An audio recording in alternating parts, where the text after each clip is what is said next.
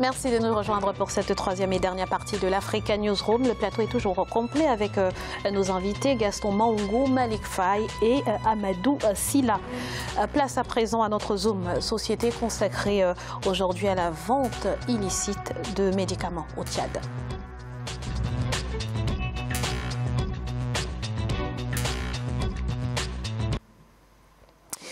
L'Ordre national des pharmaciens tchadiens monte au créneau pour lutter contre la vente de médicaments illicites. Une campagne de sensibilisation auprès des autorités et des leaders d'opinion a été initiée. Objectif, trouver des solutions pour mettre un terme à ce phénomène. Un reportage de notre correspondant Mahama Ramadan.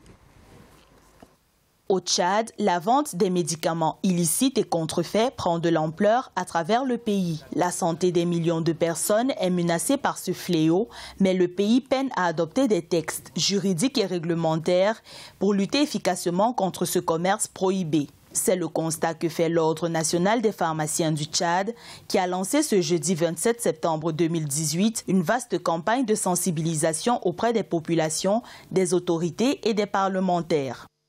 On a la convention Medicrime qui permet de sanctionner les vendeurs de médicaments illicites et contrefaits. Ça permet de pénaliser et cette convention Medicrime n'est pas ratifiée par le Tchad. Donc c'est l'occasion de faire passer le message pour qu'ils puissent vraiment nous accompagner dans ce sens. Selon l'Ordre national des pharmaciens du Tchad, à cause de la faible existence des textes juridiques spécifiques, les vendeurs des médicaments de la rue ne sont pas suffisamment inquiétés par la justice. Il estime que plus de 30% des médicaments au Tchad sont vendus de manière illicite en dehors du circuit normal. Traduire devant les juridictions les personnes exerçant la profession, illégalement la profession, et ceux qui sont impliqués dans la contrefaçon. Certaines saisies qui ont été faites par les autorités, c'est vrai, mais c'est pas vraiment c'est de façon spontanée. Donc ce que nous demandons, c'est l'éradication complète. Avec une population estimée à près de 12 millions d'habitants, le ratio au Tchad est d'un pharmacien pour 240 000 habitants, alors que la norme internationale voudrait qu'il y ait un pharmacien pour 20 000 habitants.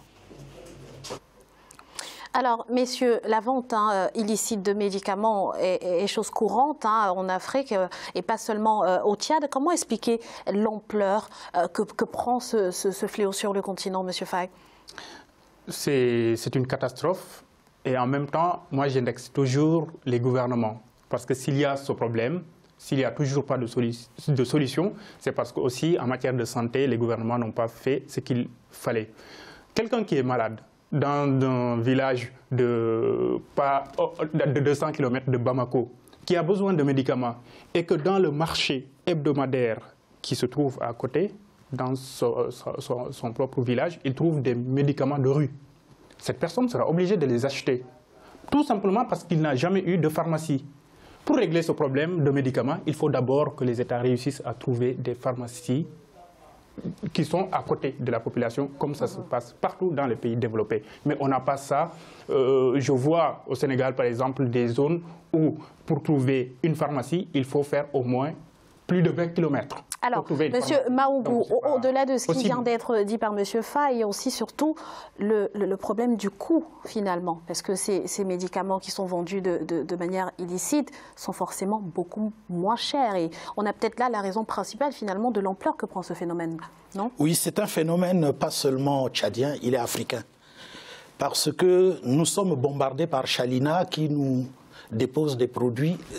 L'Inde, c'est quand même la 5e puissance médicale pharmaceutique au monde. Et les populations n'ont pas les moyens de bien se soigner.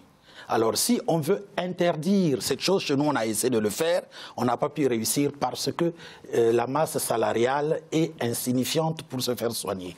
Mais il y a encore, avec la dégradation des structures, avec la dégradation de la mentalité du personnel soignant, le personnel soignant lui-même commercialise ces mêmes produits parce que, qu'on le veuille ou non, enlever ça dans notre mentalité, c'est vraiment très difficile parce que ça soigne les gens.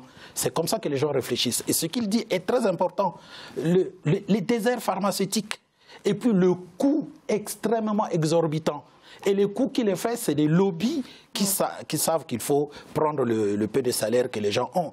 Donc, alors, vous avez dit quelque chose, vous avez dit ça soigne les gens, mais ce n'est pas toujours vrai parce qu'on parle de 30% de médicaments vendus de manière illicite au Tchad et l'ampleur est assez alarmante et les conséquences surtout sont désastreuses. On parle de 700 000 personnes décédées par an dans le monde en raison de ce fléau. S'il te plaît, dans le pays comme le nôtre, nous pensons que si on me fournit les chiffres, je rejoins mon ami. C'est ça qui nous soigne. Parce qu'il n'y a que ça. Alors, qu'est-ce que vous voulez? Les gens doivent mourir, c'est bien normal. Donc, il faut que les gouvernements travaillent. Il faut que les gouvernements travaillent pour régler cette question. Parce que vous allez me mettre un produit qui va me coûter 5 000 francs CFA, 8 euros, par rapport à un produit qui va me coûter 500 francs CFA, 80 cents, et que ça me soigne mon paludisme. Je vais le prendre. Mais ce que je dis, monsieur Maougou, c'est que ce n'est pas forcément le cas. C'est que ça ne soigne pas toujours. Il y a beaucoup de personnes qui décèdent suite à la consommation de médicaments illicites. Il y a un vrai problème quand même qu'il faut régler. Mais nous qui avons vécu de cela, regardez l'âge que j'ai. Vous avez eu beaucoup de chance. Mais monsieur Sylla, on ne peut pas dire aujourd'hui que les médicaments illicites ne sont pas sans conséquences quand même. Mais de toutes les façons, je pense que c'est un problème culturel.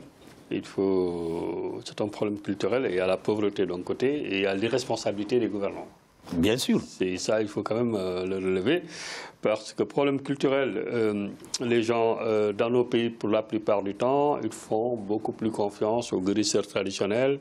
Et de ces guérisseurs traditionnels, donc il y a des dérivés vers ces médicaments, à la limite, qui se vendent comme je ne sais pas quoi dans les rues. Voilà, la puissance publique, elle est quasiment absente, elle ne s'exerce pas, le contrôle ne s'exerce pas, donc finalement ça devient une banalisation. Exactement. Et c'est un danger. Oui, c'est un danger, c'est vrai, mais ce danger-là, c'est un mal pour du bien. Et derrière dans tout ça, ce qui est quand même inquiétant, derrière dans tout ça, c'est qu'il y a des entreprises qui se montent, qui comprennent que là, il y a des failles, et ces entreprises-là, effectivement, créent ces produits qui sont malheureusement tout à fait... Et surtout récemment, ce qui est plus dangereux, c'est que par rapport au Sénégal, il y a deux exemples qui me frappent. Lorsque un camion a été arrêté quand même avec des médicaments contrefaits. Le gouvernement va certes prendre le camion, mais libère la personne. Pas de poursuite. Jusqu'à présent, en tout cas, je n'ai pas vu de poursuite. La personne a été arrêtée, mais finalement, elle a été libérée. Donc, il y a une légalisation du trafic.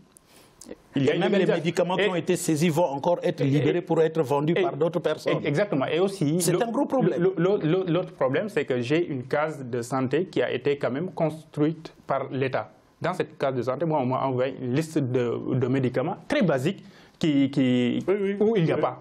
Donc, on m'a demandé si on pouvait faire quelque chose. Parce que l'État n'a pas donné les médicaments. Juste des Doliprane. Il n'y en a pas. C'est vrai. Rupture totale. Donc, si on trouve ça sur le marché, on achète. Même si on meurt, il faut les consommer. En tout cas, ce qu'il faut constater, moi, je crois qu'il y a un plaidoyer, ça fait quand même quelques années, qui est engagé au niveau de la francophonie également, où il fallait, on mettait en fait des initiatives, des actions de lutte contre, effectivement, il y a la Fondation Jacques Chirac aussi, qui s'est beaucoup mobilisée contre ce fléau-là, mais je pense que le travail reste à faire.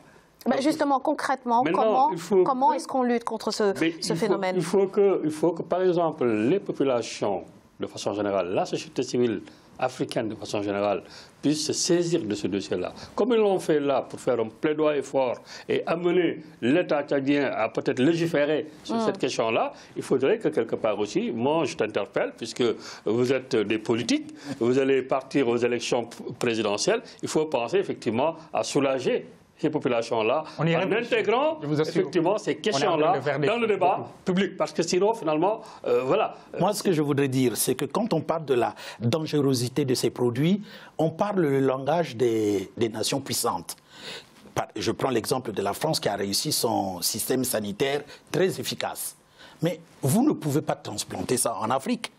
Parce qu'en Afrique, il faudrait premièrement qu'il y ait de l'argent que les gens gagnent pour se faire soigner. Et secondement, il faut qu'il y ait des industries pharmaceutiques. Et puis troisièmement, il faut une bonne volonté politique pour faire de telle sorte que les soins de santé primaires appartiennent à tout le monde. Absolument. Mais tant que ces problèmes-là ne sont pas résolus, franchement, je suis en train de le dire, les Africains m'écoutent, ça nous soigne. Moi, la première fois que j'ai vu une pharmacie au Sénégal, j'étais en 6e. Donc, j'ai fait tout mon cycle primaire sans jamais voir de pharmacie. Et je vous assure, on achetait des médicaments au marché local.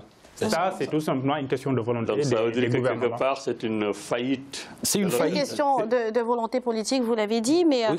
Comment est-ce que justement les industries, notamment pharmaceutiques et autres associations, peuvent accompagner l'État dans ce processus? Bon, il y a un problème, c'est que quand c'est la France qui ravitaille, les produits sont chers. Mais quand c'est l'Inde qui ravitaille, les produits sont moins chers. Et l'Inde n'est pas une petite puissance en médecine et en pharmacie. Donc il faut aussi voir ce problème-là. Pourquoi les produits français coûtent-ils plus cher? Oui, mais le problème là,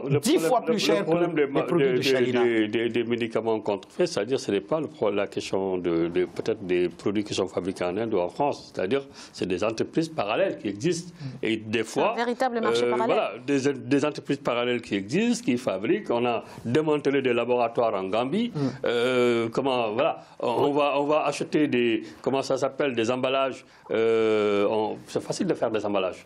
Et vous mettez n'importe quoi à l'intérieur de ces emballages-là, mais vous tuez les populations. C'est que les États, c'est aux États d'être vigilants, c'est aux États de ne pas accepter que des pratiques de cette nature-là se fassent sur le territoire. Mais là, ça, pour que les États aussi soient secoués, il faut que les populations derrière se mobilisent, notamment, comme on voit le cas qui se définit au Tchad, voilà, que la société civile... Et comme M. Faye l'a dit, que l'État sanctionne également. Absolument. Et ce sera le mot de la fin. Merci à messieurs d'avoir participé à cette émission. Monsieur Gaston Maungo, merci d'avoir été avec nous.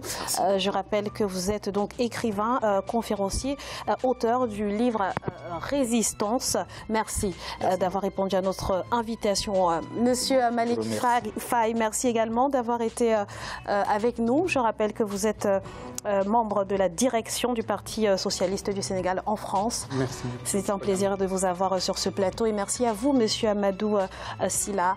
Je rappelle que vous êtes le coordonnateur de la diaspora des Sénégalais de France. Merci à vous, pareillement. Et merci à vous, chers téléspectateurs, pour votre fidélité. Restez sur Africa 24 dans quelques instants, le journal de la rédaction.